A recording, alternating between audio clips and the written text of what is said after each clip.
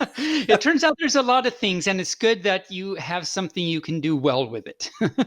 What's happening? I don't know what we're talking about. This is Bearly Furcasting, featuring Taebyn, an Injured Nerves audio production.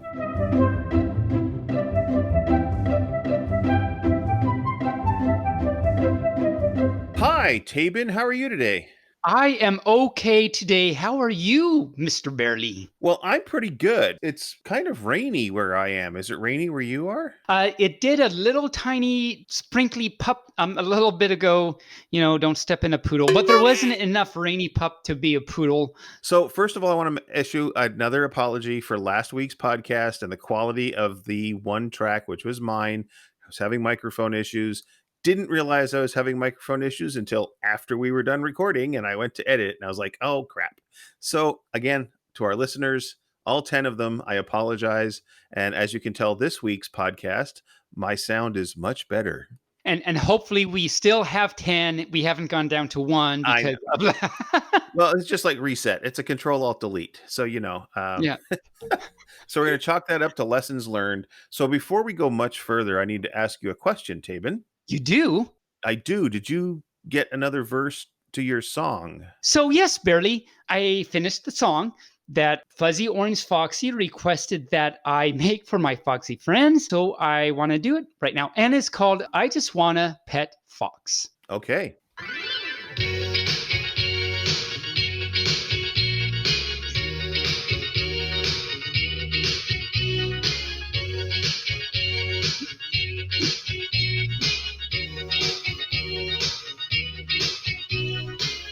I come home and my Foxy's fluffed, and first I have to pet before I put down my stuff. Oh, Foxy, why are you wearing that sock? And I just want a pet fox. Oh, pup, just want a pet fox.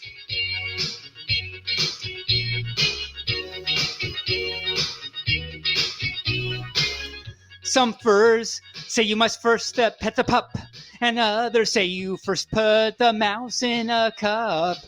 But when I look at those red fluffy locks, I feel I just want a pet fox. Oh, pup, just want a pet. That's all I really want. To pet fox. That kitty over there is just sitting in box, so I'll just pet the fox. Oh, I'll just go and pet Fluffy Fluff. Fluffy Fluff Fox, the fluff. Fluffy Fluff. Bark, bark, bark, bark, bark. Bark, bark, bark, Foxy Fluff, fluff, bark. Bark, bark. Fox, fox, fox, fluff, fluff. Bark, bark, bark. Barky, bark, fluff, Foxy, fluff, fluff. Bark, bark, fluff, fluff. Bark, bark, bark. Some fluffs take a pretty cow moo, and others like to pet a pup in the canoe.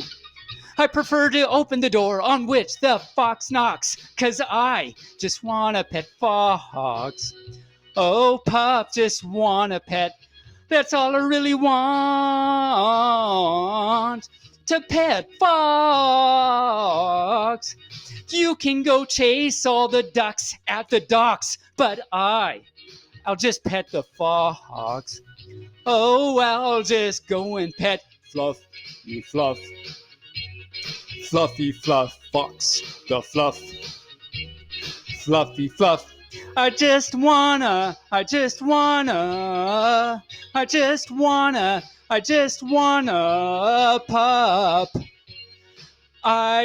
wanna pet fox. Pup just wanna pet fox. Kitty box and Foxy knocks. Kitty box and Foxy knocks. Wanna pet fox. Pup just wanna pet fox. Pup just wanna pet fox. That was a little song I wrote for my Foxy friends. And thank you, Fuzzy Orange Foxy, for inquiring about that possibility. That was. That was all. That's all I can say. That was. Maybe I'll sing it at a con sometime if any fur is brave enough to request that. To request it. during karaoke night, they'll put during that up there. karaoke night. So I plan to do Taebyn does Weird Al at a con, and so maybe if any firm wants me to, I'll as an interlude, I'll sing that. An interlude. Interfox. There's not much more I can say about that. So Bark, bark. let me ask you a question. So Yes. I've been on Telegram for a while. There are literally thousands of furs on Telegram, and every one of them seems to have their own sticker packs. They do. Do they make their own sticker? How do you get a sticker pack for Telegram? Do you know? Well, what this pup did was he reached out to a wonderful fur that I know, very great artist, goes by The Tater. She made some drawings and then she sent them to me, and the little, like, whatever they call it, the rough bark. Rough? The I rough don't know. bark? What's the word I'm looking for? The The- the raw file. Oh, And okay. Yeah. I think she was the one that put them in. So I'm not exactly sure how you actually make the stickers. And you can make your own. I know some furs just make their own little sticker packs and then they do the thing to make them stickers. Not that hard, apparently. But Well, I mean, I know I could take like pictures and make stickers out of them. So you have to commission an artist to draw your stuff and then they create them as stickers, right? well, you can draw your own. In fact, you don't necessarily have to commission someone. Yeah, well, You that can wouldn't make be very fun at all because I can't draw. Yeah, see, that's why I commissioned someone else, because wow, that would be Yeah. bad. I should Yes. do that just for fun, though. Actually, that's it. I think I'm going to do that just for fun. Yeah. It's like, Stick okay. figures. I was curious because I see those all the time, and I thought, well, that'd be kind of fun to have some stickers for the podcast and some stickers for me, because I just use generic bear stickers when I find them and save them to my little sticker pack. So if anybody wants to reach out, let me know how to do that, or give me a connection with somebody. I'll give you the Tater's info. We're going to post the link for 5-minute furs for fun. Once that's posted, we'll go ahead and see who hops on. So, standing by. All right. Well, it looks like TikTok made it in. Oh, we have a fluff with us. Bark. Do bark. Hi, TikTok. How are you this fine evening, or whatever time it is for you out there? It's a very nice evening. It's a very nice evening in Oregon, actually. Oh, In Oregon. Wow. I don't know why you did that like that, but there it is. I have to ask you a question, TikTok. What is it that you did to piss off the president of the United States that he wants to ban you from the United States? Oh, gee, my silly name. Well, somehow I had a feeling that was going to come up. I Of had course. those, like, little feelings inside. What's happening? I don't know what we're talking about. I get mistaken for a silly video streaming service sometimes, Oh, but I'm TikTok. not that. Okay, I am a silly pup. I'm looking at your name and it's TICK with Hey, so yeah. two C's. But so I didn't make the connection with TikTok because I was seeing the C's. Okay, bark. But this is an audio only. People don't see that. But Right. in my fluffy mind, I just saw a bunch of seas, not a bunch of oceans. If there were a bunch of oceans, I probably would have got it. But instead, I saw a bunch of seas. Well, anyway, so to explain it, I've been in the fandom for a couple years. I've known about it since like early 2000s, but didn't really like follow it or anything, you know. But my husband and I moved out to Oregon all the way from Florida. Wow. Yes, 2 years ago. And then when we got out here, we were kind of looking for things to do, and we both like to ski. Mhm. And I used to live in Colorado. I came across Furry Ski Weekend. Oh, yeah. And this is like the first time I'd ever really seen like furries doing things, you know, doing fun things. And I thought it was the most amazing thing ever. And I was like, I have to learn more about this. So I'm like, okay, so here it is. Okay, the fandom. I'm getting to the fandom. So then I'm like trying to think, okay, what is a name? What would be a good name?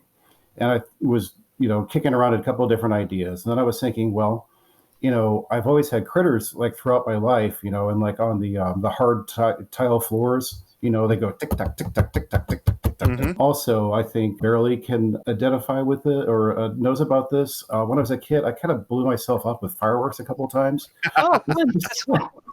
Mhm. So kind of like sort of like the time bomb, you know, tick tock, tick tock. And my character is kind of a coyote anyway, and you know. Well, we're glad you decided to eventually join the fandom. Well, I mean, at some point you realized furries ruin everything, but I'm glad you decided to join the fandom anyway. So tell us a little more about yourself, TikTok. So you say you're living in Oregon. Which part of Oregon? It's a big state. It is. Let's see. Well, we're just south of Portland, actually. What brought you to Oregon from Florida? It was a few-year project in the making, and Abby and I, we were both like looking at other places to go in the country. I kind of grew up in New England. I'm over that. As far as like Colorado or the Southwest, his like allergies and sinuses just kind of blow up in the, the really dry air. I'm surprised he doesn't blow up here in the valley. I live in the Willamette Valley too, and my allergies just kill me in the springtime. It's the allergy capital of the world. Well, we can control the allergies. It's more like the dry air, like you get in Colorado or in the desert or something. Not to offend all you furs, that whatever the word is to this, but it's more moist out here. Yes, moist. What a wonderful word. Trigger word. That's a trigger word for some people. So TikTok, what do you do for, if you don't mind sharing, what do you do for a living outside of the fandom? I do programming database development. I chase all those nasty data bits and I get them, I herd them all into order. I heard that. Yep. I herd them all. So they're always running around and I have to chase them and snap at them. So I can identify with Taebyn chasing his tail. It's actually, my job is a lot like that. I chase my tail a lot as well. I see. My job's a lot like that too. I work for the government, so I'm always chasing my tail. Barely has to take care of this pup. Second career. Yes. Pretty much. I made funny sounds and they weren't funny. They were stupid. I just made sounds. I am a pup. Well, don't we all make sounds in a way? I think so. Like I'm making one right now. And it goes fluff, fluff, fluff.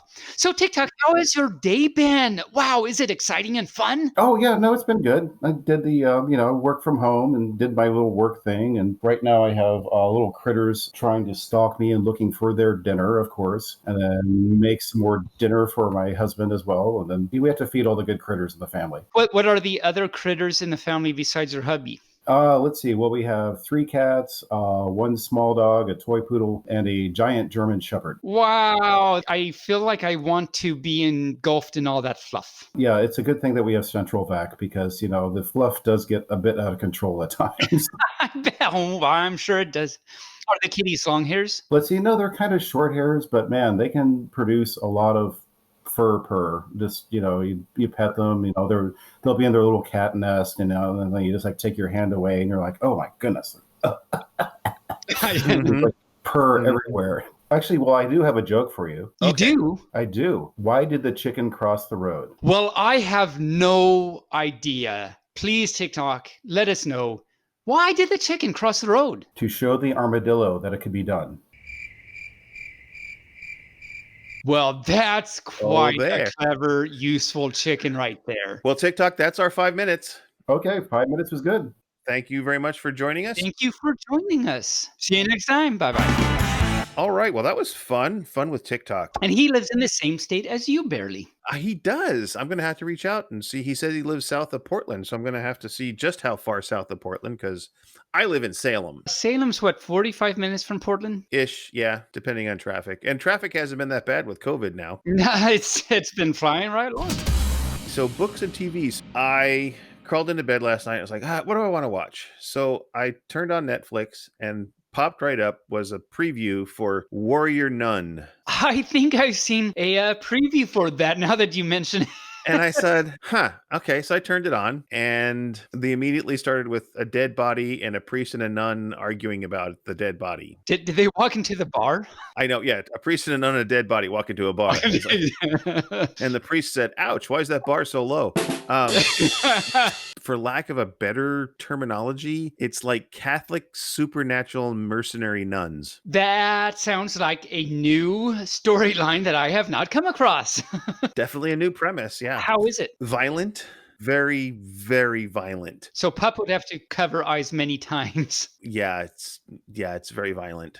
And it's nuns, okay? Somehow I don't think the Catholic Church signed off on this, but I don't think they'll have none of that.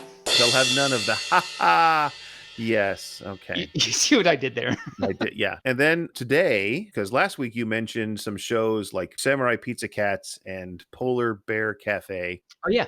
I kind of sought them out. I opened up Crunchyroll. Crunchyroll is a subscription service. It's okay, I guess. It's like $7.99 a month, but I thought that was a little high for. It's an all anime channel mostly.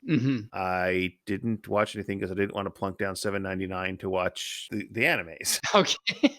But I did research it out a little bit on YouTube, and if you YouTube Samurai Pizza Cats, you can find the opening sequence to it. One of the lines in the opening song is, "They have more fur than a turtle." I like turtles. Well, I kind of hope so. Well, it was a dig at the Teenage Mutant Ninja Turtles. Oh, flop. I see. Oh, we did start the next season of My Name is Earl. Oh, really? We saw the first season, and we do the whole rotate thing, and so we've rotated back to watching the next, or maybe it's not the second season, but it's the next season. It's a good show. I like it. There are some not smart people in that show.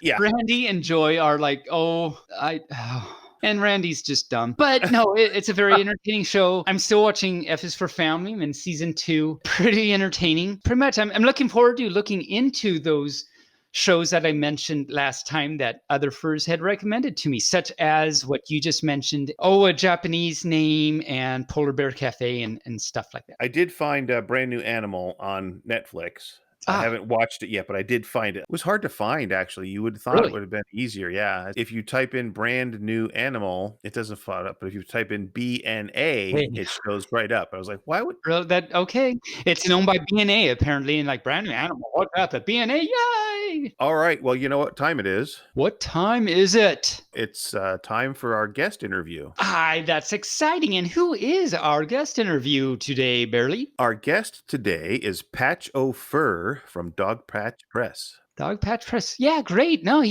they'll be good. So I think there'll be some great information and great learning about the things. And off to Patch. All right. Well, joining us today is Patch O'Fur. Patch O'Fur. From Dogpatch Press. Thank you for being on our show. You're a very hard fur to get a hold of and get scheduled down, locked down. But I have to ask you, are you Irish or Scottish? Because, O'Fur?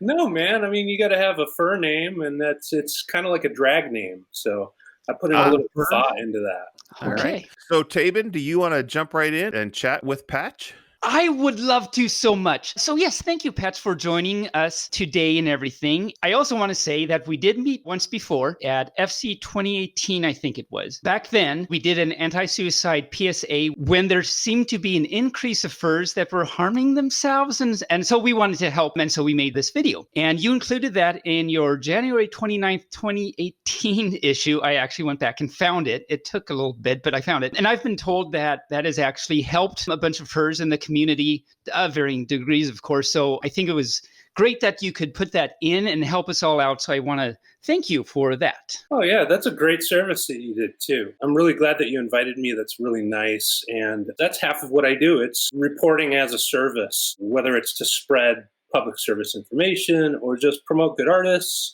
or sometimes, uncover stories that nobody else has told. Sometimes they can be pretty interesting or difficult stories. I like to say ignorance is bliss, but knowledge is power. There's a fun side, there's a service side, and that's what I do for Dogpatch Press. And it's wonderful. So how long have you been in the fandom? That's a complicated multi-part question. I found the fandom in the 90s, I'd say mid-90s. Like many others of that vintage, I was a fan before I knew there was a fandom. And I never had a computer until the early 2000s, so I wasn't involved in all the online stuff that was going on at the time, but I was like way into all kinds of alternative culture, so I kind of caught the edges of it, especially with zines. So I would do mail zines, and I would get sometimes comic ones, and I figured out, there's this thing called a furry fandom. That's really interesting. And I actually went to Anthrocon 99. I was very much a lurker, and I don't think anybody really knew me at all. And then I dropped out for about 10 years. And then one day I discovered, oh my gosh, there's an actual party for this thing, and it's down the street from me. Maybe it'll feel a little cringy to go there, but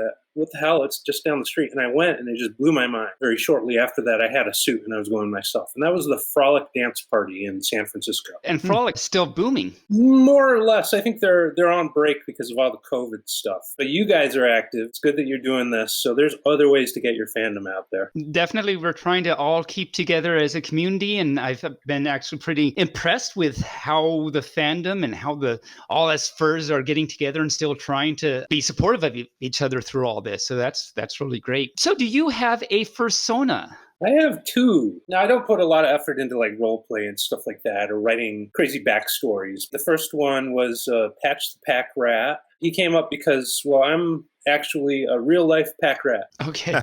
I'm self-employed. For 15 years, I haven't had a boss, and it's been amazing. I guess you could call me an info broker. Part of that involves rare books, and I have a house full of all kinds of crap. So I'm a pack rat. I was also a pro animator for a while. I've worked on some Disney shows. I worked for MTV. Oh, cool. I found the furries again around 2011, 2012. I knew, I have to have a fursona here. So I started creating my pack rat, and I designed him, and I had a suit built, and it took about 2-3 years to get the suit actually delivered. So in that time, I got a starter suit, kind of, it was a pre-made partial, and so that's my husky. Patch the Pack Rat is a full suit. He's very hot because I have a vest covered with patches. He's kind of a punk rocker. I'll take him out to indoor events, but not so much outdoors because just I'll sweat my balls off there. But my partial husky, that is my action suit. One of the most fun things that I really love doing with him is because he's a partial, I can deck him out with all kinds of outfits.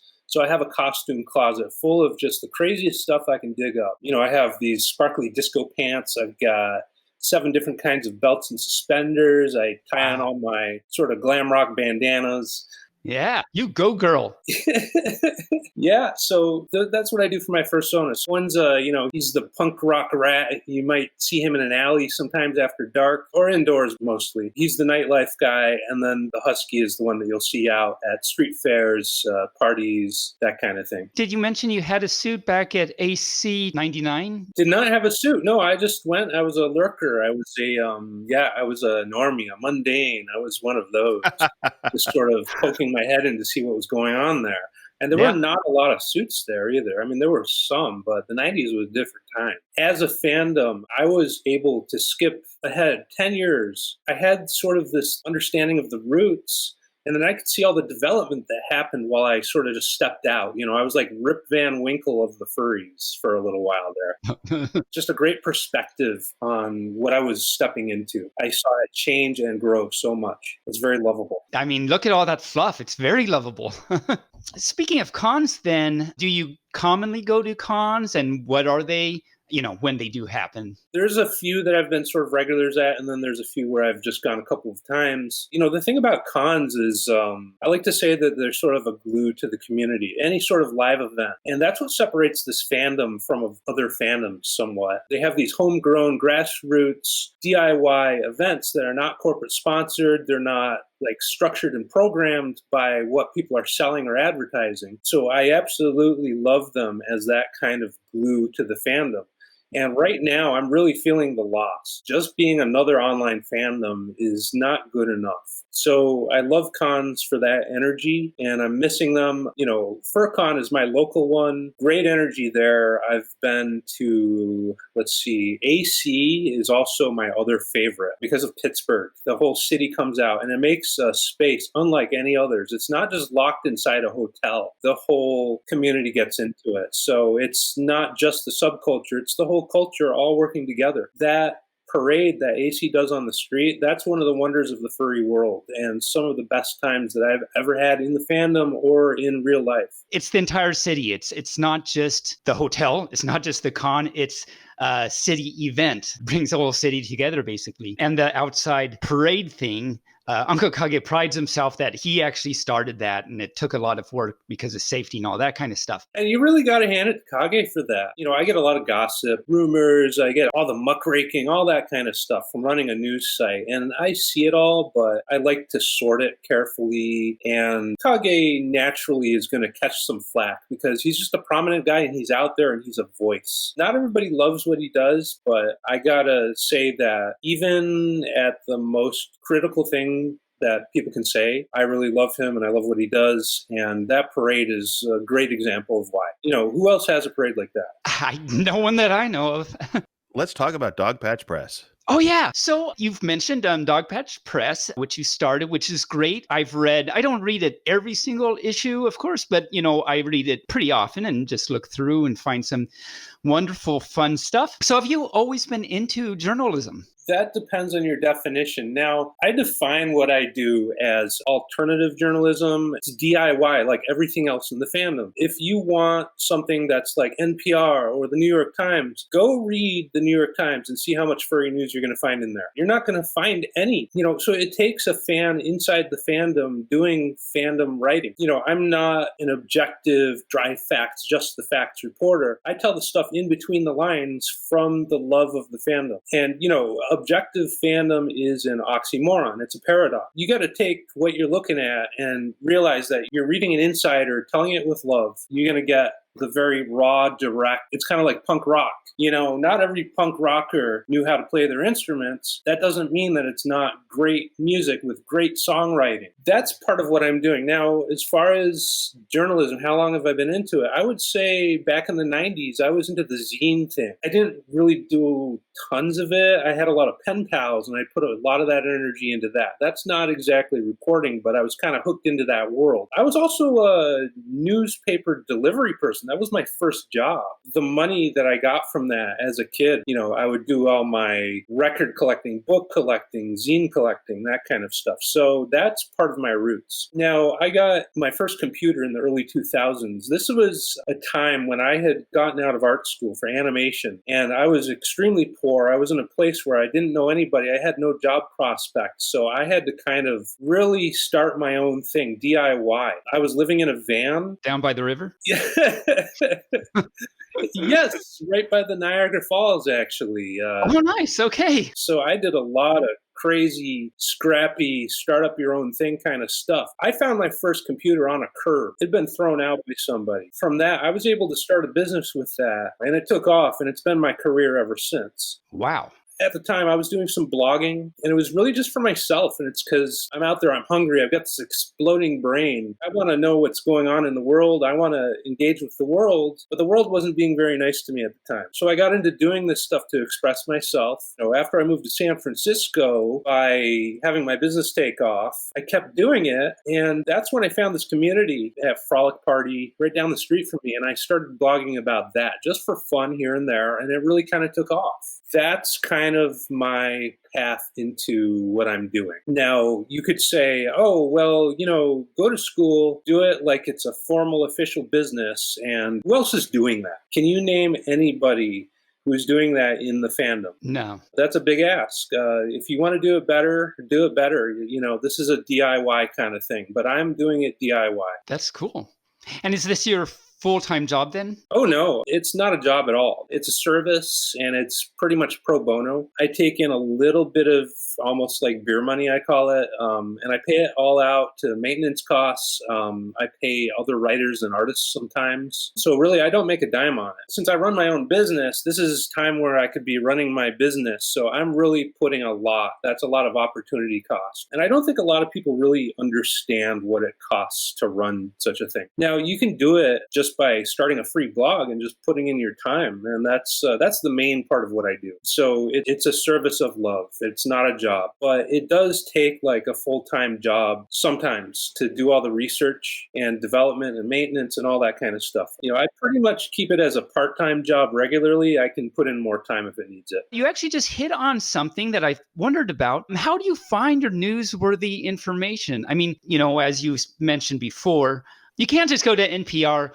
or something like that and find furry information or something, because we're a little bit more of a niche and everything. So I would imagine it's kind of hard to find some good stuff like that. So what is your strategy, I guess, for finding good furry stuff? Every person who's doing news probably has some kind of an instinct for what makes a good story.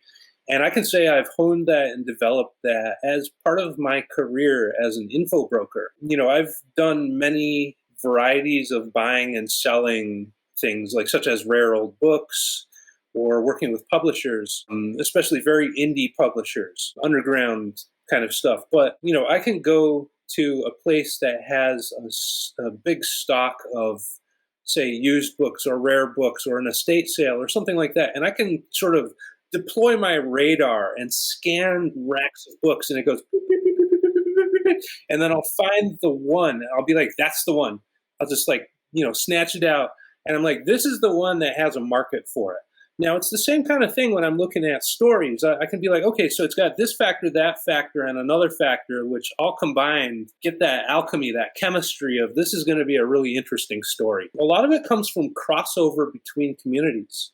If you have something that is sort of on the fringe of the furry community, crossing over to another community or crossing over to the mainstream, that's something that can hook on to the energy of the fandom and the energy of the other community, and then it sort of amplifies they amplify each other, and it makes something that people really want to read and know about, and it can kind of introduce communities to each other. Part of that is the mainstream media versus the fandom, the insider stuff that the mainstream doesn't know. There's a gap there. There's a vacuum. There's a space where there are tons of stories that are not being told. That's what I really started the site to do. I said, why aren't people telling these stories? These are great stories. The fandom is full of them. You can pretty much just throw a stone, throw a plush, and if you can hit a good story. And that's what I'm doing all the time. As far as the categories of what they are, there's part of it that's like just sort of promoting good art or events. Some people, they just, they say, oh, I just want the positive stuff. We want the good image. That's PR. There's a quote from George Orwell, the 1984 guy, and he's like, news is stuff that people don't want you to tell. Everything else is just PR. But some of the difficult stories that I deal with, that's the stuff that you really have to dig out. For that, sometimes I get tips. I get a lot of tips. I will put questions out to people. I do a lot of research. I try to find out who are the key people who are involved in this story that has not been told. And I will sort of try to compare their stories or statements against each other and see what comes out from that. And sometimes that will point me as a clue to who else to talk to who has not been named. That's an interesting thing. So yeah, actually, I can see what you're saying. And when I've read some issues and articles and everything, I could see exactly that's what you had to do. You had to go somewhere and get some information, and that led you somewhere else. I mean, it's kind of the obvious journalism thing, I guess, but I could really envision your journey in putting this story together. And I think that helps make it a pretty good read. And that is not just, as you mentioned before, it's not just hard, straight facts. It's there's an actual story there.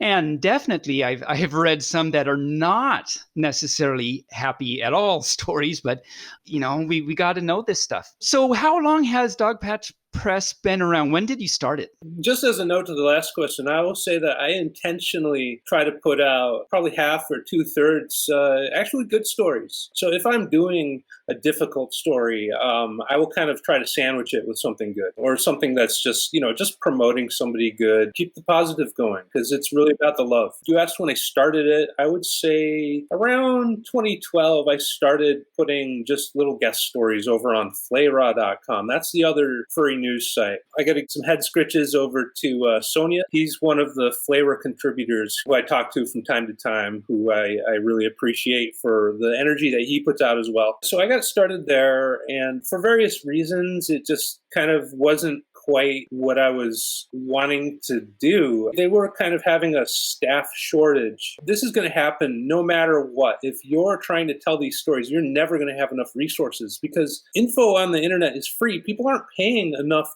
budget to do what really needs to be done. It's going to take love and sweat and the kind of devotion that I put in, the resources and the time and the energy that I pour in without getting paid. That's what it takes to really tell these stories that aren't getting told. Flayraw they were not being responsive as far as timeliness for stories. They were kind of not interested in hearing ideas about, oh, hey, there should be like certain channels for this category of story or that category of story to sort of, bring out more of it. So I'm just like, let's do this DIY. I've never run a blog like for real. It's like punk rock. It's like, just go start a band, man. Play some songs. You don't have to know it. That was the whole spirit of all this stuff that influences me. So I started a free blog, and Fred Patton was also having the same problems at Flera. He's a fandom founder. His fandom goes back to I think he was in comics in 1940s when he was a young kid. He passed away in 2018, but he was needing a place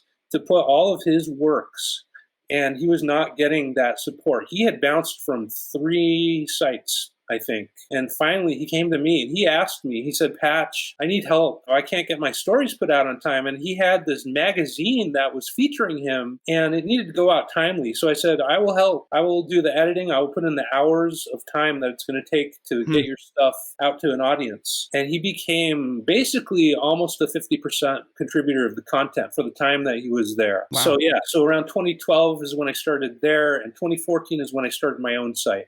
Fred Patton, I know he's done a lot of book reviews too and everything, and I remember seeing his name come up in Dogpatch Press quite often too. So it's wonderful to know this history and how things come together. And I was just thinking, because we've been talking to other people like Uncle Kage and other furs in the fandom that have been around for a long time, and I'm starting to see a lot of these stories that each fur is telling come together. Anyway, I just happened to notice that when you were just talking. Little fluffy brain had a little moment. That's all.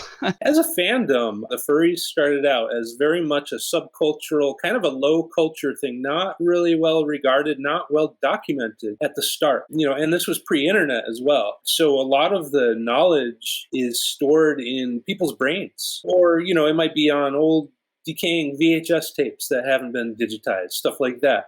Mm-hmm. And I got to give a shout out to the fandom documentary. They did amazing work. Chip Fox, Ash, Eric Risher. They did amazing work in digging up the people and digitizing these old VHS sources to do something that was really, really substantial as a sort of a time capsule of the early fandom and where it is right now. Part of it is finding these people, and I've done digging to find some of these key people who never got their recognition, such as, Robert Hill. I would say he's pretty much the first known fursuiter who was at a FurCon. Okay. He had never really gotten much recognition for it, and I did a big feature about him. There's one right now who I've been meaning to cover, and I've tried, and it's been hard to pull the story out, but Silver Bunny, he was a Toronto furry in the 1990s, and he's around, and you may see something coming up with him soon. It's very interesting to see all this history emerge, and as you say, there's these great documentaries that are coming out that we're now really getting a bigger picture of what's shaped us as a fandom and as a community and as individual furs and everything, and it's pretty exciting to be a part of that. So I wanted to ask, because you talked about a staff and how it's wonderful that this is your labor of love. You're passionate about it, and you just do it because you're passionate. But do you have any sort of staff these days? There's been guests who've come and gone. Fred Patton was really a major one because, he was disabled. He was in a hospital bed. Reading and writing was his life. So it was a lot more than just putting out a service of news. It was actually helping, an elder, one of the fandom's founders, to have a voice when he would not have had a voice or been able to go to cons or anything like that very much. And there's not a lot of people who can really devote a chunk of their lives like that. So I've had some good helpers from time to time. I pay, thank you tips to people who want to pitch in. If somebody has an idea for a good story, I will pitch in collaboration as far as the editing, and I will pay a thank you tip, which nobody else in the fandom does for this kind of writing. It's kind of like that. I have kind of a loose collection, sort of a semi-brain trust. It's kind of private, just like a little chat group as well. For the most part, it's just things that arise as an opportunity. Somebody has a story, they want it told, and they don't have a place for it. There's tons of that. If somebody has a story they want told, message me, and then you can be the guest staff. And you don't have to sell your soul to Dogpatch. What's a good way then to get a hold of you? You have the website. Is that the best way to get something to you or ask you about something? Email. You can go to the website. There's an about page. It's linked on the top, and then it has email and some other contacts. But email is best. If emails were physical paper, I would be buried in a blizzard blizzard of paper every day.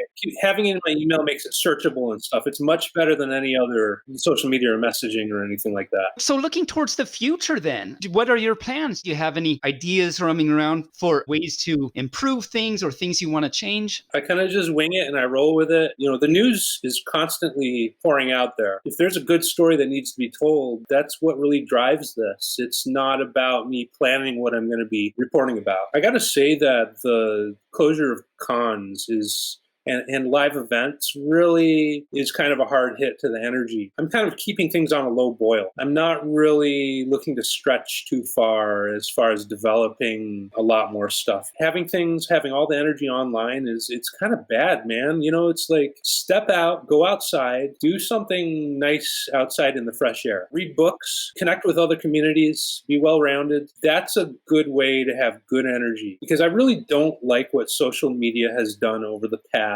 decade or so. And I don't want to be centered there. The young whippersnapper furs these days in their social media. Can you imagine what it would be like without a cell phone? What's this landline thing? So you've been in journalism quite a while in various forms. And from what I understand, journalists are not always well liked. Does it bother you that you might have some furs that don't like you? Or how do you approach that? That's just kind of a rule. It's like if you're telling the truth, you're going to get people who don't want those stories told. And they will do anything to stop you. That's just kind of a rule. That's just a sign of me doing a good job. There are times to be critical, to confront and stuff like that. And that's totally fine. On the other hand, those who can't they complain. There is a place for like public service announcements, raising awareness and stuff like that. But you also got to put in the research. And that's something that I have always put in a lot of time into. Sometimes you can't even see it because it involves like talking to confidential sources and stuff like that. And it takes time for people to realize, oh, this is actually exactly as serious as it was said. I think you were asking about people who don't like me. Well, I'm going to say there's several categories. There's the ones who I'm reporting about directly who are backlashy and retaliatory because they don't want these stories told. And then there's the kind of lazy people who just listen to that stuff and they don't actually read my site. They don't actually look at the research and the sources. And then there's people who have stuff to hide and they're doing it on behalf of friends, or they're just plain jealous. There's an awful lot of envy, entitlement, that kind of stuff. Even from the sort of lefty side of people who I've put in a lot of work to support, they are doing this thing with, you can actually measure it with data. If you go to furscience.com, there are surveys that measure fandom entitlement, and they compare it to other fandoms, such as sports fans, anime fans, and they find that there is a higher amount of entitlement among furry fans as far as what they think people should be doing for them, whether it's going to artists and expecting free art, or whether it's expecting me to be the fandom janitor and be like, oh, hey, go clean this up. Oh, you didn't do that. And it's a catch-22 if, oh, you actually did that. Well, you're doing that just for clout, and they don't count the work that I put in. Or if I don't do it, they say, oh, you're protecting or hiding or something like that. That's what most of the people who are falsely criticizing me, that's the kind of wavelength they're on. Do you have any kind of wise words of wisdom to some furs in this path that want to start on this path and this journey? Well, it's like everything that happens in the fandom. Like the spirit of this fandom is it's DIY now. It's do-ocracy. I'm a big believer in that. It's not run by big corporate overlords who are paying people to do this stuff. It's about the passion. It's about the love. If you're a punk rock band, pick up an instrument and start doing it. If you want to start telling these stories that are all around, just start doing it. And I will not only give a platform to somebody and give them a space to post something, I'll pay a thank you tip for that. So you can come to me. You can do the same thing at Flera. There's multiple options. If you are one of these people who think, oh, that Patch, oh, he's some sort of a evil muckraker, just go to Flera or start your own.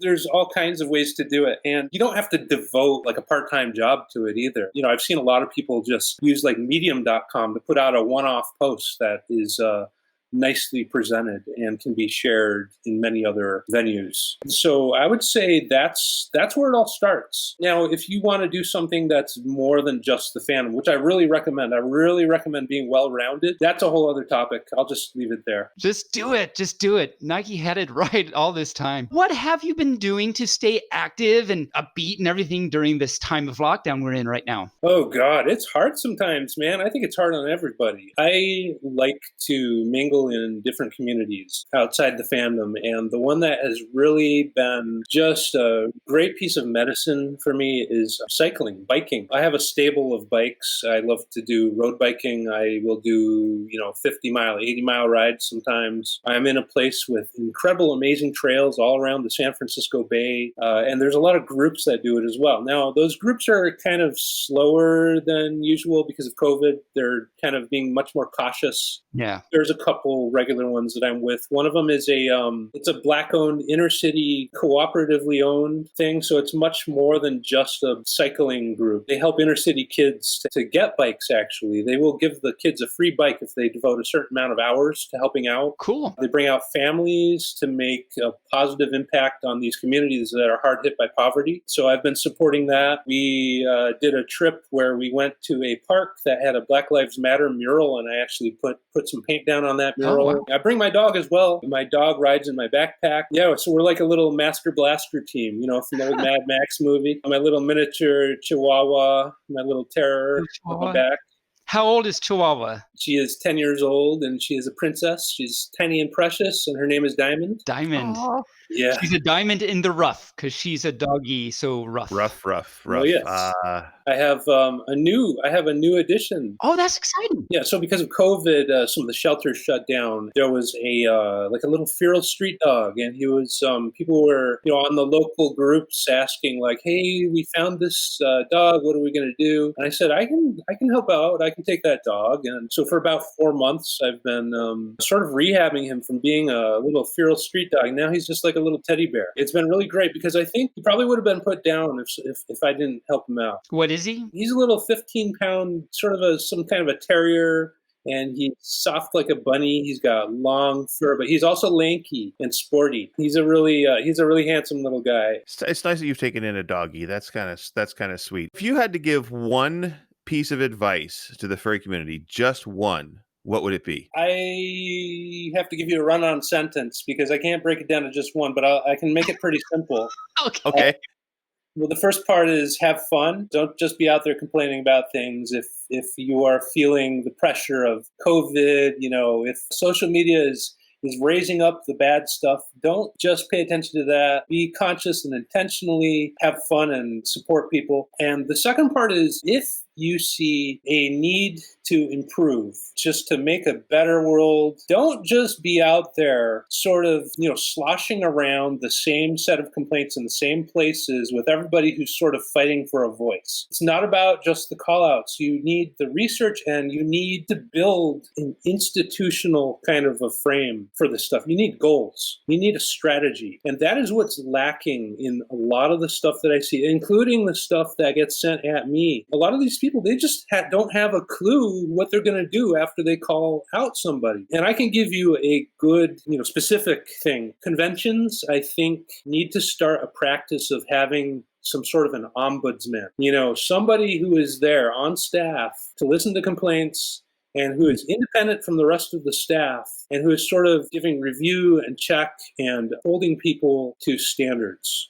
And that is probably the main thing that's lacking anytime I see a failure in a con's policy or organization. There is nobody there who's separated enough from the inner circle of people to, stop being sort of a crony and favoring their friends or whatever. I think that's a practice that needs focus. So I would say look up what an ombudsman is.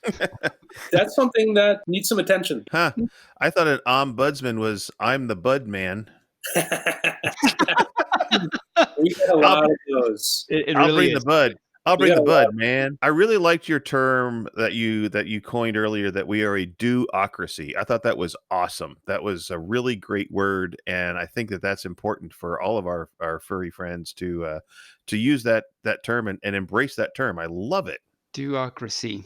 I think I missed that.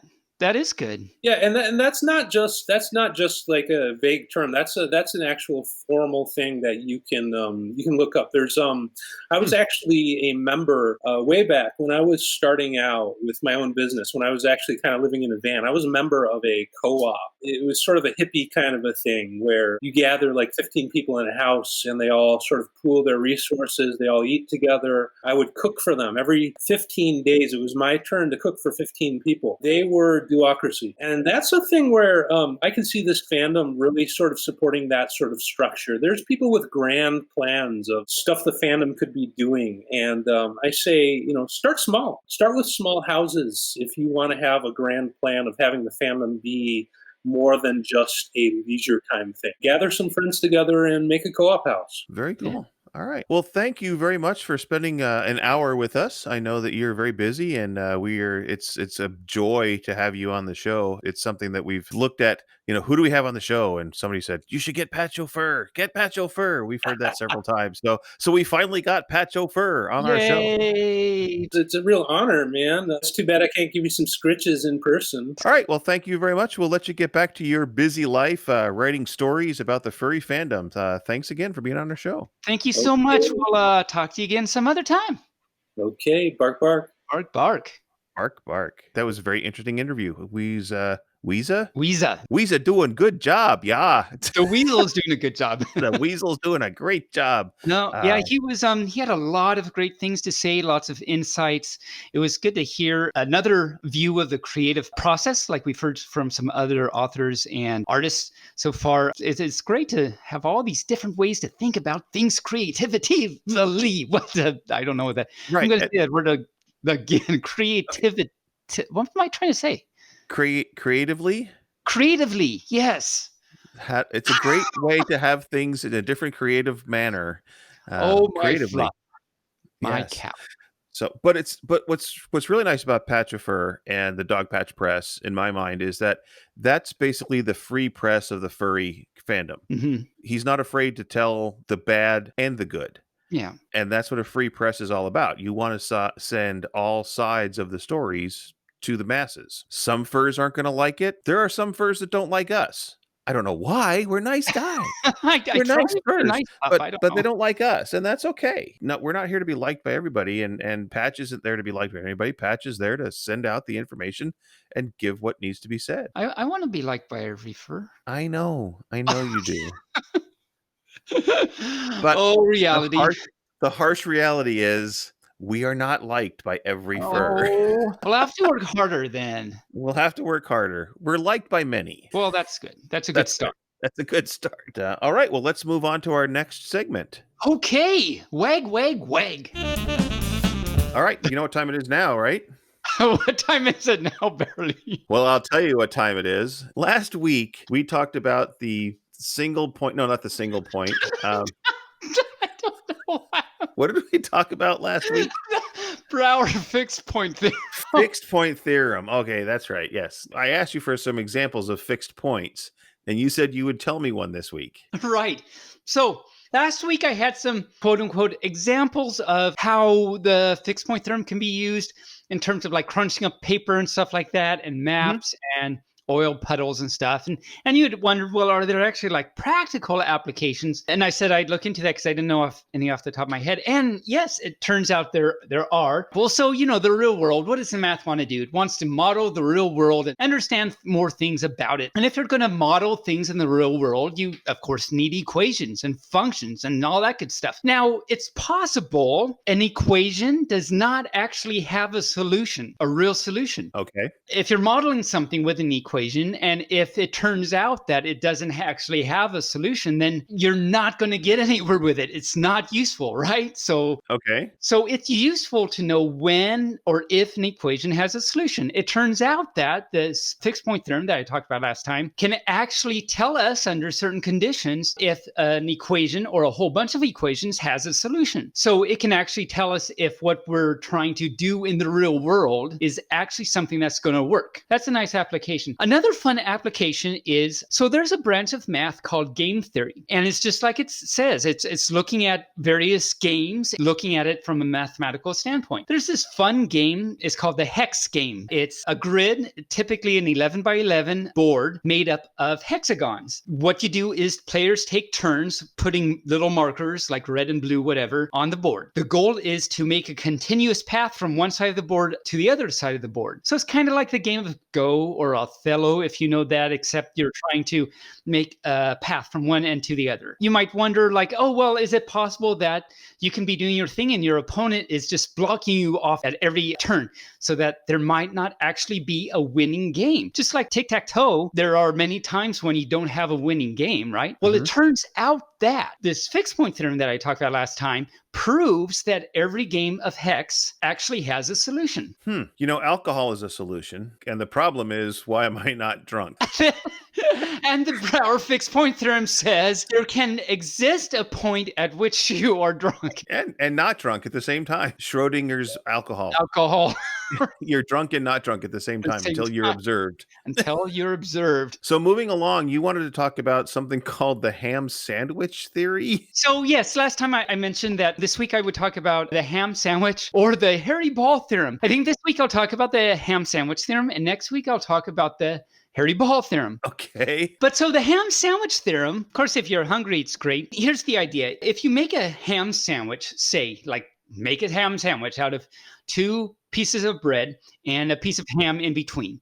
They don't have to be the same size or the same shape or anything, but you make a ham sandwich. Okay. You might want to be able to cut it in exactly halves, meaning you have the exact same amount of bread on the top and bottom on both halves and the same amount of ham on both halves. Okay. Because maybe you're sharing it with someone and you want to be fair. And it seems like, well, depending on the shape of the ham and the bread, it seems like sometimes you might not be able to do exactly that. Well, it turns out the ham sandwich theorem says that there always exists, no matter what the shape of the bread, they could be different shapes of bread and different hams and all that. There's always a point at which you can take a knife and chop it straight down, or maybe at an angle, and always get half and half. And that's actually kind of counterintuitive. Now, an actual application of sorts is that the ham sandwich theorem also says that. So think of the universe. It's a great big place, right? And you can think there's the Earth, there's the moon, and think of some asteroid. These are all different masses and volumes and all that. So you've got these 3 things. The ham sandwich theorem says that no matter what the orientation, how they're lined up, you can take this big knife and there's a point at which you can chop it through all 3 in a straight line, and they're all cut equally in half. And that's amazing. That is amazing. I'm just thinking about a big knife chopping the earth in half now. So now I'm going to worry about that. I mean, we've already got COVID and right, and now we got big knives. Protesting. Yeah. We don't really need another big knife chopping the earth in half. So yeah, that's a good point. And so next week we're going to talk about a hairy ball theorem. Okay, moving right along. So do you have your joke book with you handy? So before I get to the joke book, because if any of you furs have been listening, you know that this joke book that I'm reading from, I have not read the jokes before, but I do know that they are all really bad. Really bad. So let me preface that with actually a better joke, not from the joke book, by telling you, Bearly, there's some good information to know. A slice of apple pie in Jamaica is only $2. It's only $2. And it's great apple pie. This is great cinnamon apple pie. In the Bahamas, it's a little more expensive. It's $2.50. These are the pie rates of the Caribbean. I think it's better than from my joke book, actually. Okay. Since you did that, now I have to tell you a bad pun joke. Okay, good. I got a pair of used shoes recently, and they must have been from a drug dealer. I don't know what he laced them with, but I've been tripping all day. Oh, I actually got that right away. I'm very proud of myself. I don't know what they lace them with, but I've been tripping every day. All day. Yeah. Okay, so we got the good ones out of the way so we can get to the really horrible stuff that I have not read yet for myself. So Wit says, I haven't slept for 10 days. Nit says, aren't you tired? Wit says, no, I sleep at nights. So do you know who Adele is, right? Yeah, I mean, I love it because when I roll around, it's usually in the deep. But do you know why she crossed the road? I don't know why she crossed the road. Why did she? To say hello from the other side. She sure did. And I was so happy she did. So there's this teacher, and she wanted to test people and say, use the word geometry in a sentence. Bob says, the little acorn grew and grew, and one day it awoke and said, gee, I'm a tree. So the teacher then said, what is a comet? Lulu said, it's a star with a tail. The teacher said, well, name one. Lulu said, Lassie.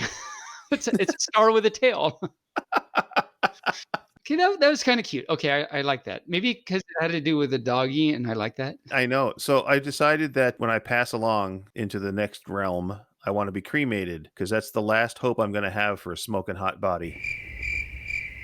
Well, there was this librarian, and she was a stickler. She said, please be quiet. The people next to you cannot read. The little boy said, what a shame. I've been reading since I was 6. And well, that's it for me anyway. Okay, I had a crazy dream last night. I was swimming in an ocean of orange soda. Turns out it was just a fantasy. Oh, fluff, cow. Yes. Okay, that was actually pretty good. Actually, it's time for our very last segment, which is, of course, this or that. And I posted a Twitter poll just today. I saw it. Just to get an idea of what kind of things birds that listen to this podcast actually like. There's been 23 votes, and actually 30.4% like this or that. I mean, it's a poll, so it's like one of their favorite things is this or that. Okay, are you ready for your this or that? I am ready. This. Okay. Okay, so the first one, and I don't know whether you partake of either one of these, but milk or juice? Milk does a puppy good. Pass it on. Milk it does a body. Milk it does a body good. If you remember the commercial from, yeah. So I do like me some milk, lap it up in my little puppy dish and stuff, and it goes well in coffee, like I talked about last time in terms of the Brouwer fixed point theorem. But there's some really good juice out there too, like apple juice and orange juice. I've never mixed them though, so I don't know if that would be any good. Blech. Anyway, yeah, probably not. Although orange and banana juice is good together. Orange banana. I've actually had orange, banana, and mango juice, and that's actually pretty good. I'm going to have to go with juice, but I don't want to leave milk behind. I like milk too, but juice I'm going to go with. And when I talk about the milk like that, that's utterly horrible. Oh. I am so sorry, but not really. So your next one, Universal or Disney? That is actually interesting. I mean, Disney puts out some good. Disney put out Zootopia and Robin Hood, Fox, and stuff. But Universal has some good action stuff. I'm gonna have to go with Disney though, because Zootopia. You got to try everything after all. I don't know what that is, but okay. It's the song from Zootopia and everything. Oh, is it? There were songs in Zootopia? It's like the song. I've seen Zootopia 3 times. Yay! I don't remember songs. Why don't I remember songs in there? So it's like the very last. So that I haven't seen for a while. I should not admit that. I'm sorry to all you furs. I haven't actually seen Zootopia for a while. I need to watch that again. So I forget if it's at the beginning or it's at the beginning, and it's Shakira wrote the song. Oh, okay. When Judy Hopps is on the train on the way to Zootopia, that's the song that's playing. Okay. My bear brain is getting old. And what happened? When you said music, I thought I was like, Zootopia wasn't a musical. I'm talking about music. Yeah, no, it was. You are correct. It was not a musical. We're on the same page there. Okay, so there was music as a soundtrack, like every other movie. We're caught up. This is good. Okay, so our next this or that, love or money? Gotta have the love, baby, or something. That sounded very 70s of me, but I had to do it. But no, I'm gonna do the love because you gotta do the hugging and the fluff and you gotta have the love, and that's what's gonna actually get us through everything. Money won't get us through. It's the love that will get us through. You're here from the first from DJ Pup. I don't know what's going on. DJ Pup. All right, cool. Living room or bedroom? I mean, it's great to be in the room in which you live instead of the room in which you bed, I guess. But I do like me a good sleepies box time. I mean, both rooms are good. They are. Sleeping in the bed and living in the room. They're both. Living in the room. And I guess technically, if you're in the bed and you're in the living bedroom. The living bedroom. It's the bedroom that takes you places because it's living. So you like go all over. I don't even know. That would be Bed Knobs and Broomsticks. That would be Bed Knobs and Talk about a callback to an old movie for Disney. That is, okay, we're coming all the way around. Yes. I have actually seen that movie. I actually watched it like 2 months ago. Did you? I did. And how was it? It was just as magical as I remembered. Oh, good. Yes. Guess in that case, I'll have to go with living room because that's where you bounce around and pup. And that's where a coffee table is that I chase tail, don't catch, but chase tail counterclockwise around coffee table. So yes, I'll go living room. You have circled around many coffee tables. I have. It's keeps me in shape. It's fun and entertaining and keeps my technique up. I've seen video of you chasing around a coffee table in many locations. In fact, I remember at Spokanthra last year, I chased tail around the little coffee table they had in the foyer. The foyer. Ooh, that's a French word, is it not? The foyer. Le vache, il faut sauter le vache. Which means? You must jump over the cow. Okay. Well, all right. Well, thanks for listening, everybody. It's been a wonderful podcast. Yeah, I am Cray Pup. Thank you. My name is Taebyn. I am a pup. Well, remember, if you'd like to send us a question or a comment, go ahead and do so at barelyfurcasting@gmail.com. You can help support the podcast through Ko-Fi or Buy Me a Coffee. And be sure to join us next week when our guest will be the ever-famous Renegade Roo. Woo! Bark, bark. No, he's a great Roo. It'll be exciting and fun to talk to him. It will be. It'll be great to listen to him again. All right, my friend. I hope that you have a great week, and we shall see you again. Again, bark. Bearly Furcasting is an Injured Nerves studio production and is found on all major podcast platforms or can be heard directly at barelyfurcasting.com. All opinions expressed here are those of Taebyn and Bearly, and neither received any commercial compensation for their opinions. The Furcast is produced, recorded, and directed by me, Bearly Normal, aka Mike Began, and is edited by myself and our associate editors Rain Raccoon and Canes. Opening, interstitial, and closing music by Shane Ivers through silvermansound.com. If you would like to send us a message, you can do so via email at barelyfurcasting@gmail.com or on our Telegram chat at BFFTchat. Additionally, Taebyn can be reached on social media at TaebynPup on YouTube and Twitter. Thanks for listening. We hope to see you back here next week.